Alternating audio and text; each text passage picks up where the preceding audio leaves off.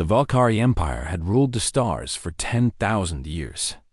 They had conquered 37 species across the galaxy, and not one of them had ever managed to scratch their warships. The secret was simple. The Valkyrie built their ships with layers and layers of crystalline armor. This armor could stop plasma weapons. It could stop laser beams. It could survive nuclear explosions. Nothing in the known galaxy could break through it. Admiral Vexna stood on the command deck of his flagship, the Eternal Dominion. He was old for a Valkyrie, with deep purple skin and 4 eyes that had seen countless worlds burn. Behind him, 200 warships waited in formation. Each one was covered in thick armor plates that gleamed like black glass. "Show me this planet again," Vexna said to his science officer. A hologram appeared in the air. It showed a small blue world with white clouds and green land. The third planet from a yellow star. The natives called it Earth. "They have only been in space for 200 years, the science officer reported.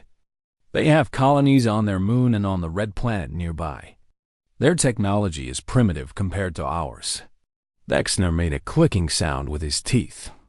This was how his species laughed. "And their weapons? They use kinetic systems, Admiral.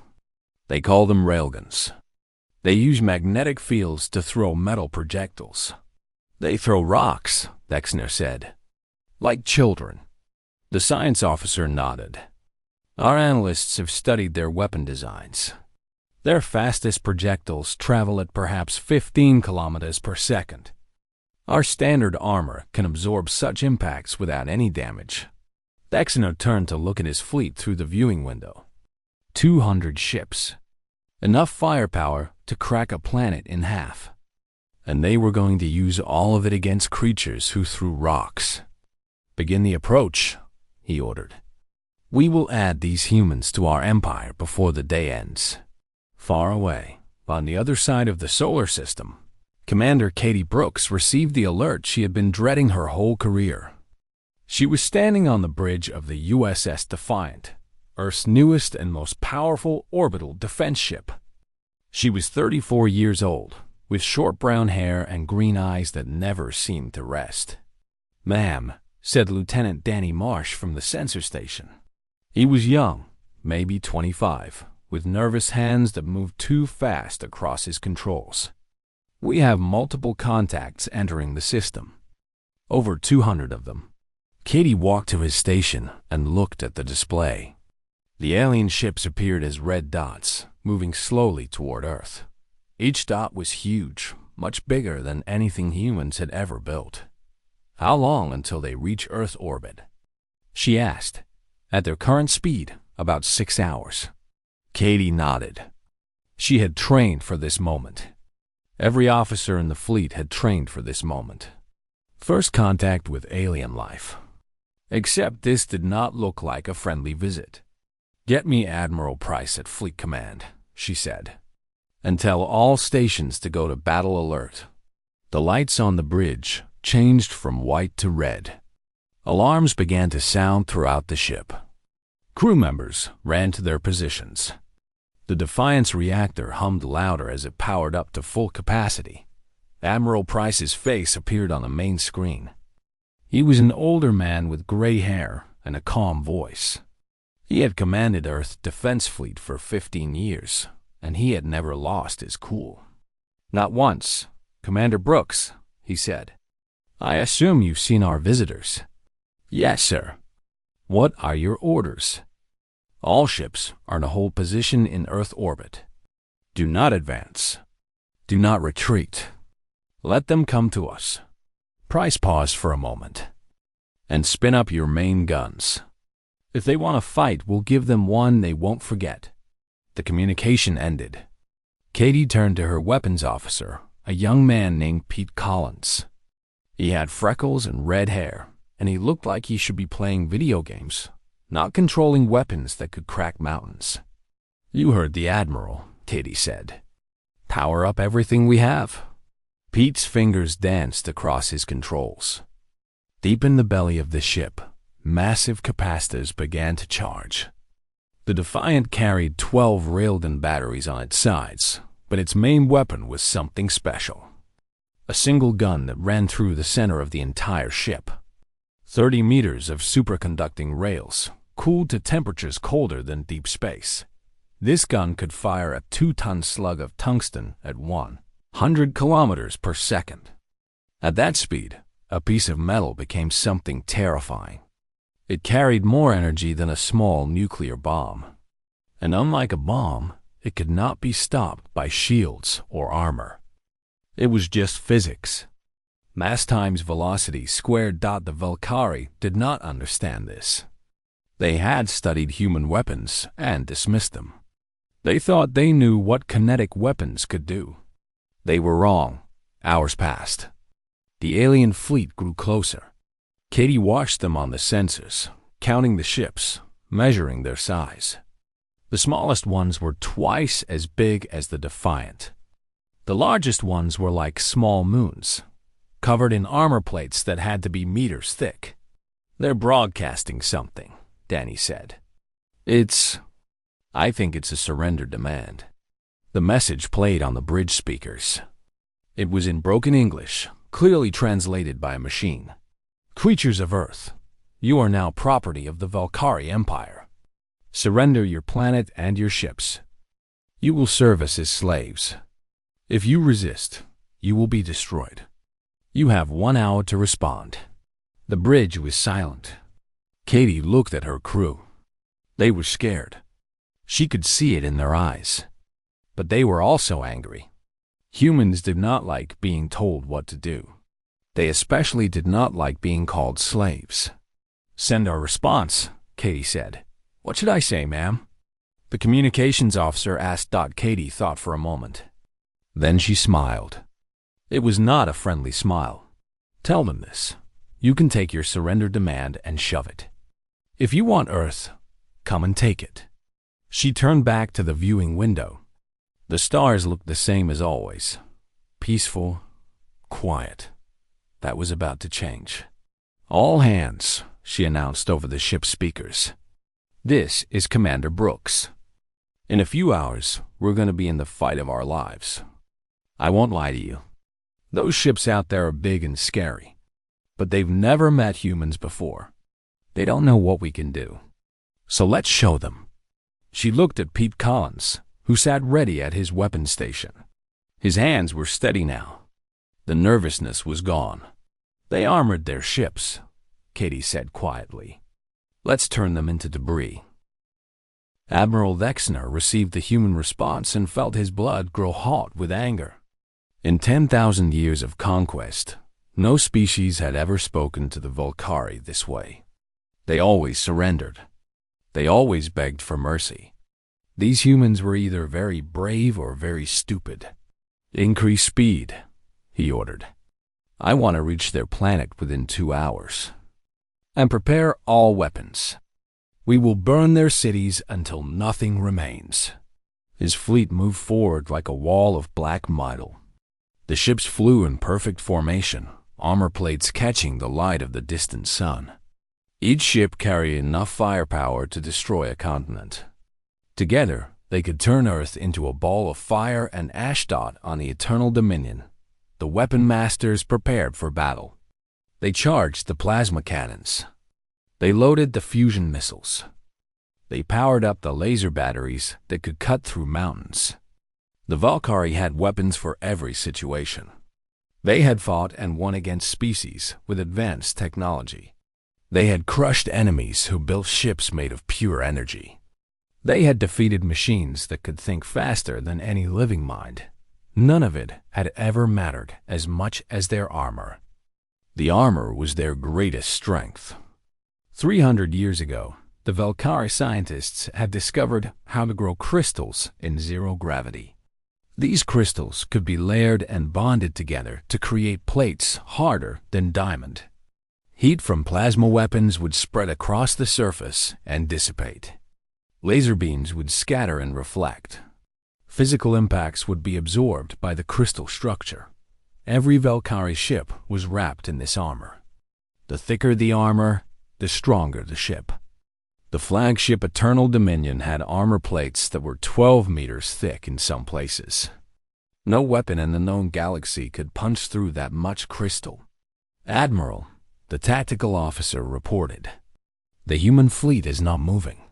They are holding position around their planet." Dexner clicked his teeth again. Cowards. They hope their planet's gravity will protect them. It will not. But deep in his four-eyed stare, there was something else. Not fear exactly. More like curiosity. Why were the humans not running? Why were they not trying to escape? Every other species would have fled by now. They would have scattered their ships and hoped to survive long enough to surrender. The humans just sat there, waiting. Back on the Defiant, Katie Brooks was calm. She had eaten a small meal in her ready room. She had written a letter to her parents, just in case. She had checked her crew one more time. Everyone was at their station. Everyone knew their job. Distance to enemy fleet? She asked. 100,000 kilometers in closing, Danny Marsh reported. They'll be in optimal range in about 20 minutes. Katie nodded. Optimal range. That was the key. Human railguns could technically hit targets at any distance. In space, there was no air resistance. A projectile would fly forever in a straight line. But at extreme distances, even tiny errors in aim would cause the shot to miss. The target might move. The gun might vibrate. The slug might tumble. At 10,000 kilometers, a good weapons officer could hit a target the size of a house. And Pete Collins was better than good. He was the best gunner in the fleet. Remember your training, Katie told her crew. One shot, one kill. Don't waste ammunition. Pick your targets and make them count. She looked at the tactical display. The Earth Defense Fleet was much smaller than the alien armada. 32 ships in total. Most of them were destroyers and cruisers, armed with medium railguns. Only 5 ships carried the heavy guns. The Defiant was one of them. "Admiral Price is broadcasting," the communications officer said. The Admiral's voice came through clear and strong. "All ships, this is Fleet Command. Hold your fire until the enemy reaches 10,000 kilometers. Then fire at will. Aim for center mass. Don't get fancy. Just hit them hard and fast." The minutes crawled by. Katie watched the red dots on her display grow closer and closer. She could see individual ships now through the enhanced cameras. They were ugly things, covered in black crystal that looked like diseased skin. They bristled with weapons she didn't recognize. They moved with the confidence of predators who had never known defeat. 50,000 kilometers, Danny announced. The alien fleet began to spread out. They were taking attack formation. Their weapons powered up, glowing with energy that made the sensors flicker. 40,000. Katie could feel her heart beating. Her hands were steady, but inside she was terrified. These aliens had conquered 37 species. What made humanity think they could do any better? 30,000. The first alien ship fired. A beam of green plasma crossed the void and struck one of the human destroyers. The smaller ship's shields flared and held. The plasma spread across the surface and faded. "Shields holding on the Newport," Danny reported. "Minor damage only." Katie let out a breath she didn't know she was holding. The plasma weapons were hot, but they lost energy quickly over distance. At 30,000 kilometers, they couldn't deliver a killing blow. 20,000. More plasma beams filled the space between the fleets. Human ships began to take damage. One destroyer lost its main antenna. A cruiser reported fires on 3 decks. But no ships were destroyed. Not yet. 15,000. Katie's fingers tightened on her armrest. Almost there. Just a little closer. 10,000 kilometers. We are in optimal range. She stood up from her chair. Every eye on the bridge turned to her. "All ships," she said into the fleet channel. "Fire at will." Pete Collins pressed his firing button. The Defiant shuddered as its main gun released 30 years of human engineering in a single shot. The tungsten slug left the barrel so fast that it seemed to disappear. There was no visible trail, no dramatic streak of light. Just a tiny distortion in space as 2 tons of metal traveled at 100 kilometers per second. The slug crossed 10,000 kilometers in 1/10 of a second. It struck the lead Valkyrie cruiser dead center. What happened next was something the Valkyrie had never seen before.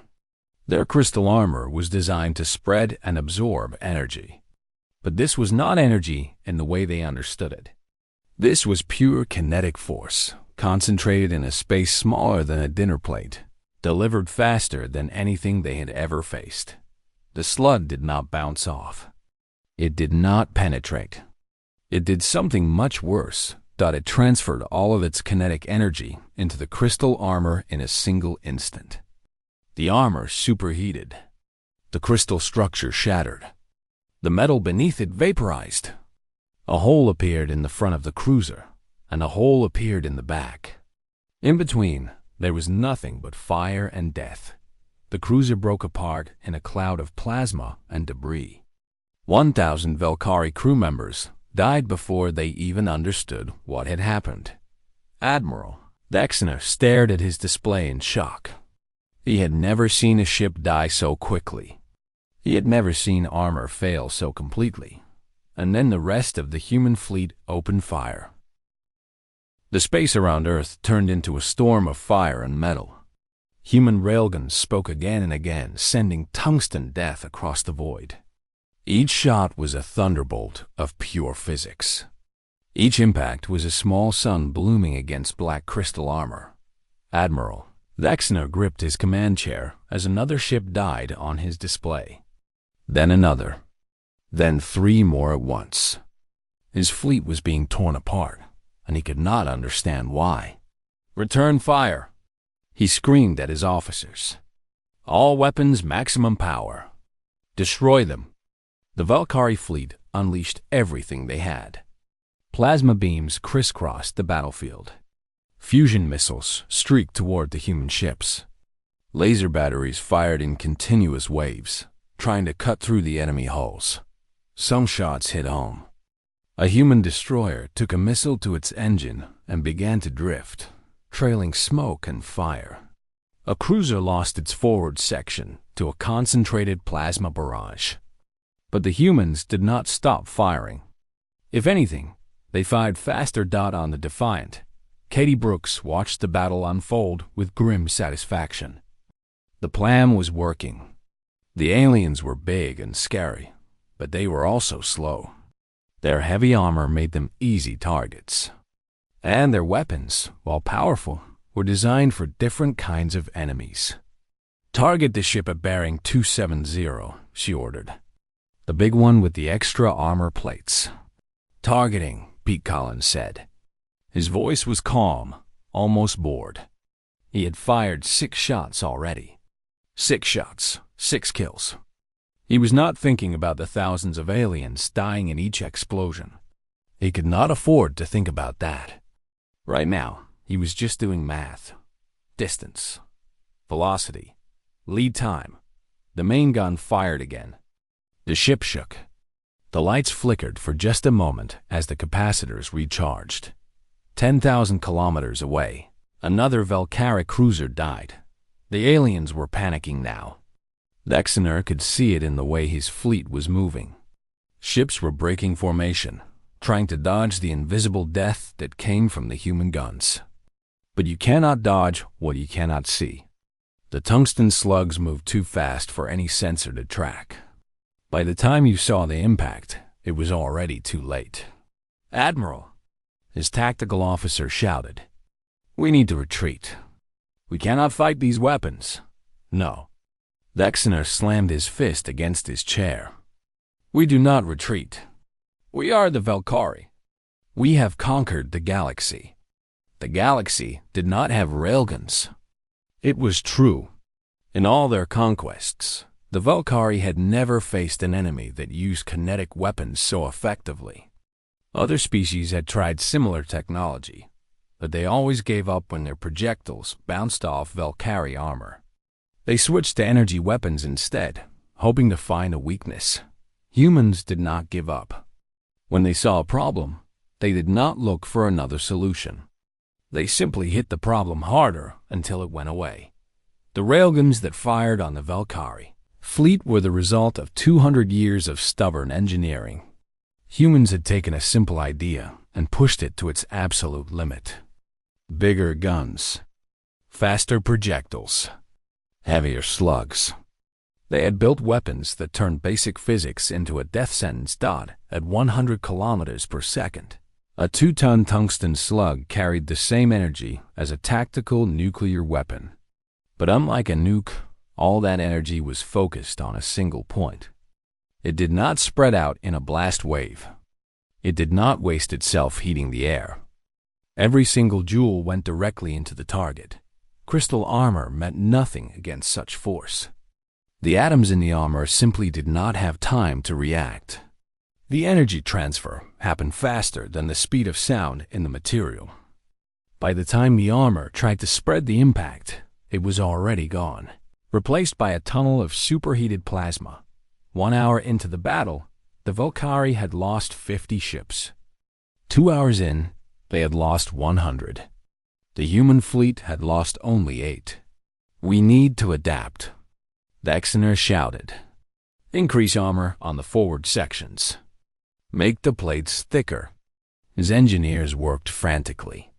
They used emergency forges to create new armor plates. They welded them onto the front of the surviving ships. Some ships now had armor 20 meters thick on their bow. Katie Brooks watched this on her sensors and shook her head. The aliens still did not understand. "They're adding more armor," Denny Marsh reported. "I can see that," Katie said. "It won't help." "But ma'am, if their armor is thicker, Danny, what happens when you double the armor thickness?" The young lieutenant thought about it. The kinetic energy needed to penetrate doubles? Close. It increases, but not by as much as you'd think. The key is that our slugs are moving so fast that the armor can't distribute the force. It doesn't matter if the wall is 1 meter thick or 20 meters thick. If you hit it hard enough, fast enough, it shatters. It's like dropping a hammer on an egg versus dropping a hammer on a bigger egg.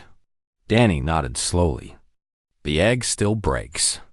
"The egg still breaks," Katie agreed. She gave the order to concentrate fire on the newly armored ships. 10 minutes later, they were all debris. The extra armor had only made them slower, easier targets. By the 3rd hour, the Valkyrie fleet was broken. Ships were fleeing in all directions, abandoning formation, abandoning each other. The humans pursued them with patient precision. Every fleeing ship was another target. Every turn back was an opportunity.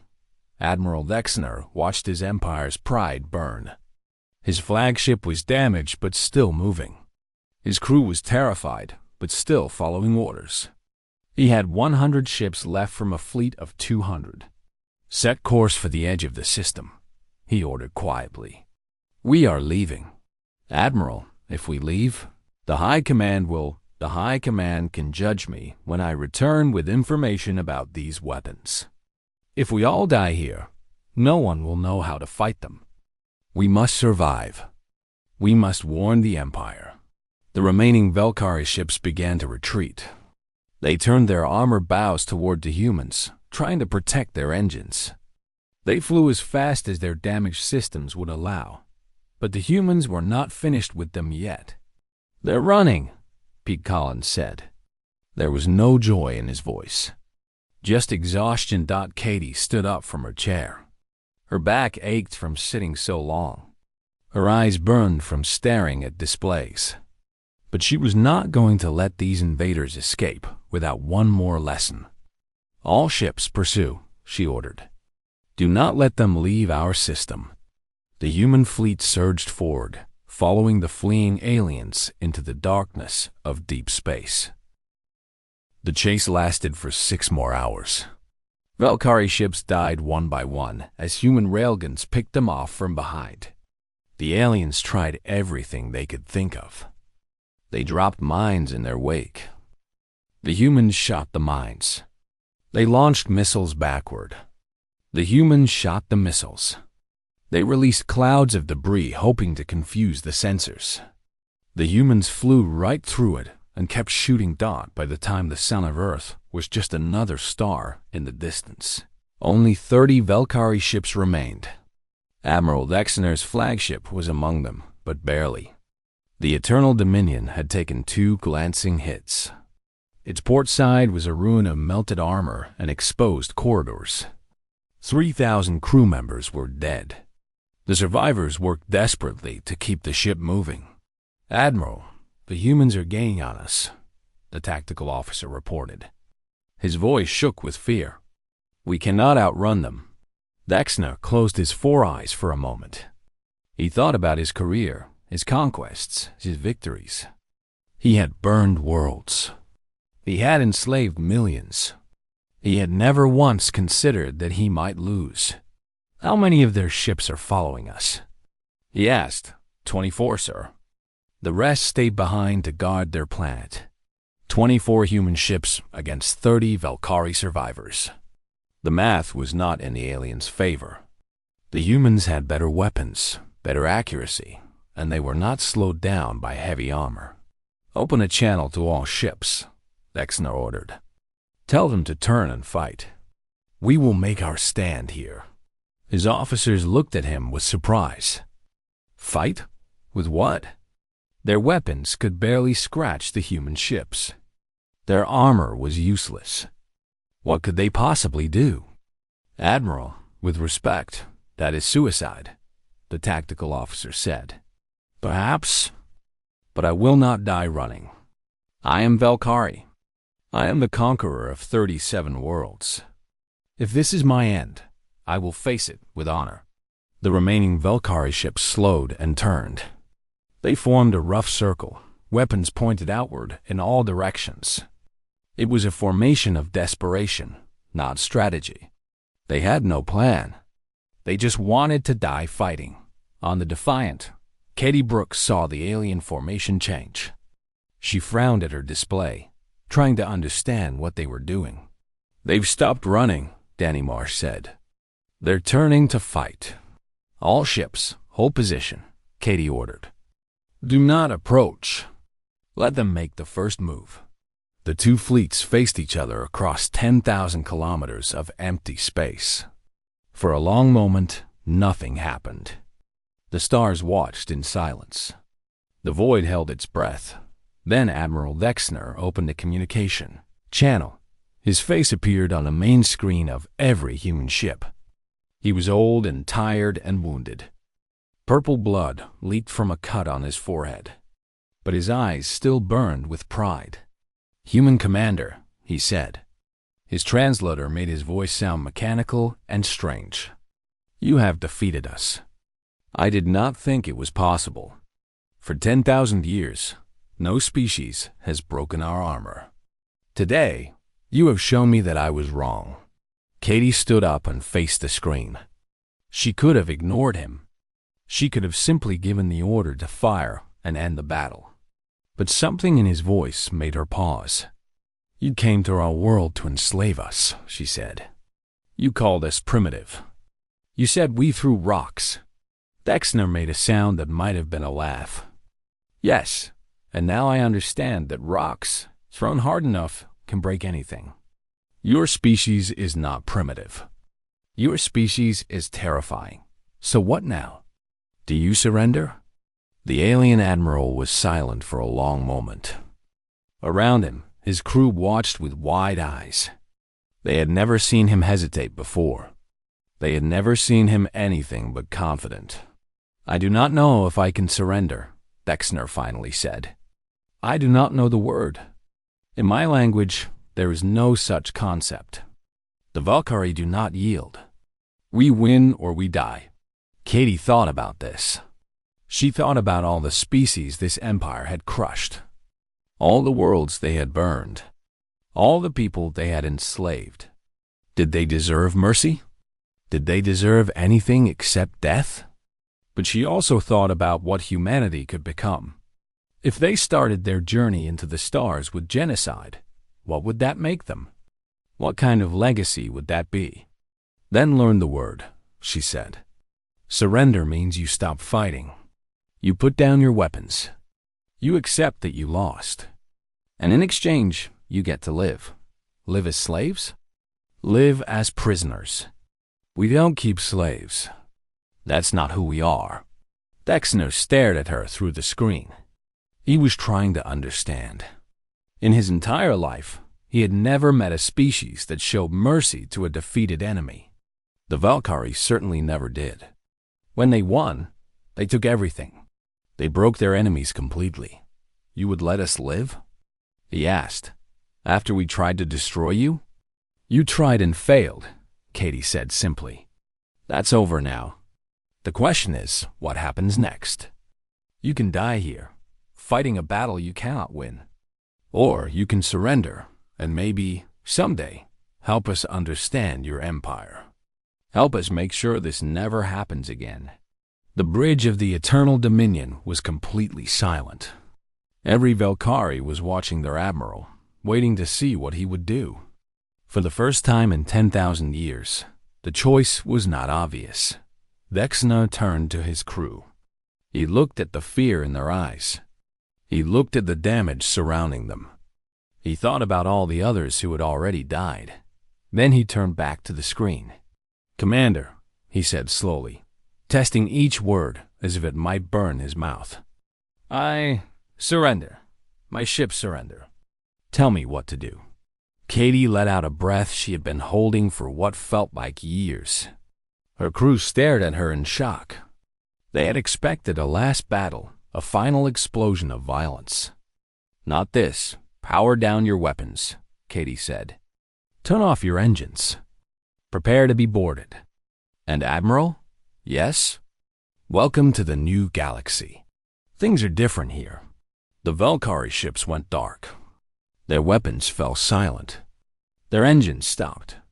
For the first time in 10,000 years, the mighty conquerors waited helplessly while someone else decided their fate. And far away, on the bridge of the Eternal Dominion, Admiral Dexner sat down in his chair and tried to understand what had just happened. He had been defeated by creatures who threw rocks. He had surrendered to an enemy who showed mercy. The universe, he realized, was much stranger than he had ever imagined. The galaxy gathered to watch the impossible.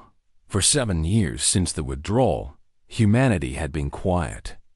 They had closed their borders, recalled their people, and disappeared behind walls of silence.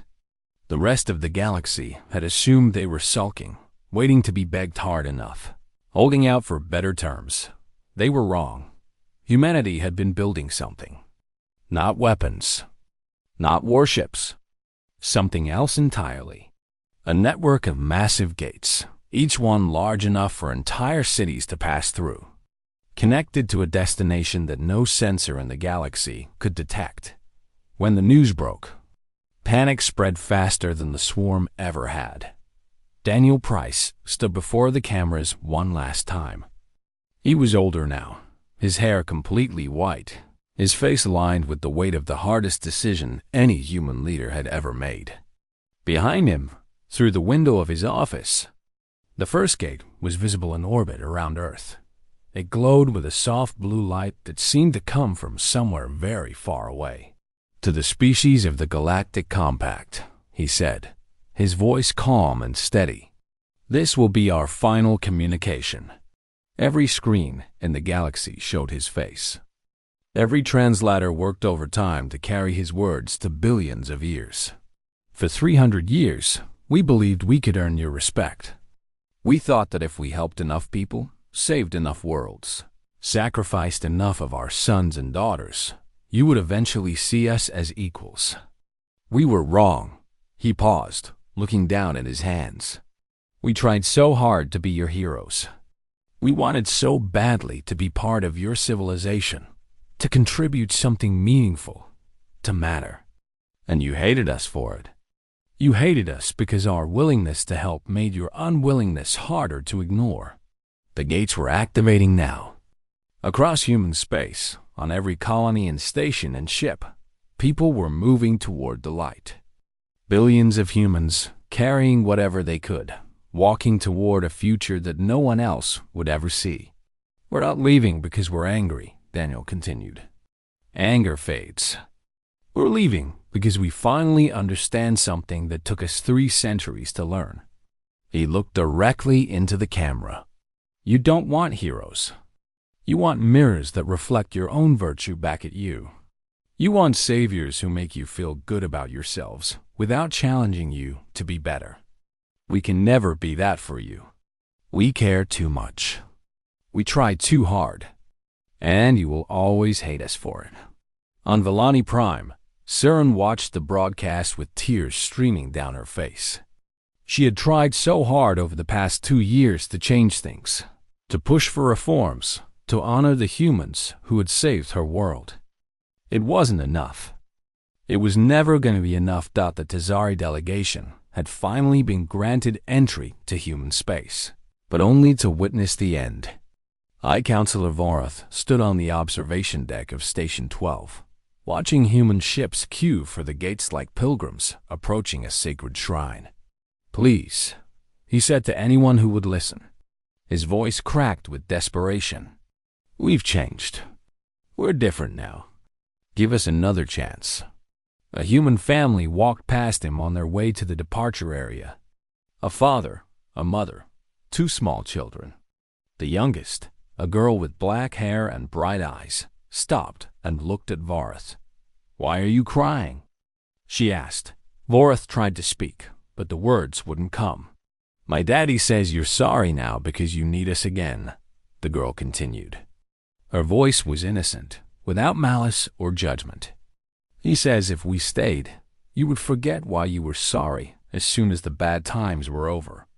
He says we've tried that before, and it never works." Her father gently took her hand. "Come on, Amy. Time to go." "Where are we going, Daddy?"